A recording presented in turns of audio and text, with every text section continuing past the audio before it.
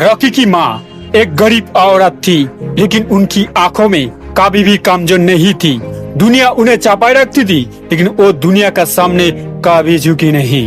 लेकिन वो जानते थी गरीब शरीर में होती है, इज्जत दिमाग में। रॉकी बचपन से ही दुख, भूख और भूख का सहारा लेकर बड़ा हुआ। माँ ने उसे कभी प्यार से झूठे ख्वाब नहीं दिखाए। उसने साच दिखाया, इस दुनिया का साच। वो कहती थी, बेटा इस दुनिया में सिर्फ दो तरह का लोग जिंदा रहता है। एक हो जिससे दुनिया डरती है और दूसरे हो जो दुनिया से डरते हैं। तुम दूसरे नहीं बनना। रॉकी की माँ उसे कभी कमजोर नहीं बनने देती थी। जब भूख लगती थी वो अपना हिस्सा से दे देती थी। जब ठंडा लगती थी वो खुद ठिठुर कर भी उसे गर्म रखती थी। लेकिन उन्होंने एक बात हमेशा रॉकी के दिमाग में डाल दी, गरीब पैदा होना गुनाह नहीं है, लेकिन गरीब मरना गुनाह है। ये वाक्य नहीं था, ये आग थी जो रॉकी के छाती में जल रही थी।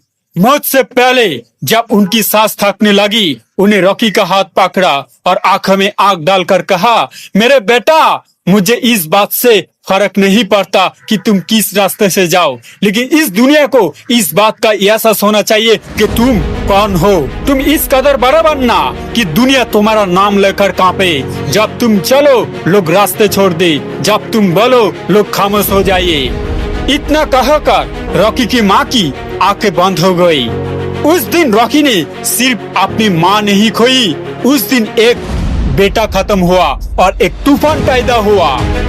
माँ की मौत के बाद रॉकी ने कसम खाई, मैं इस दुनिया में आऊंगा और इस दुनिया के झुकाऊंगा। मैं गरीब पैदा हुआ हूँ, लेकिन गरीब मरूंगा नहीं। माँ की ओहे एक ख्वाब, एक वाक्य, एक आंख रॉकी के केजीएफ का अंधकार से शासक बनाने लगा।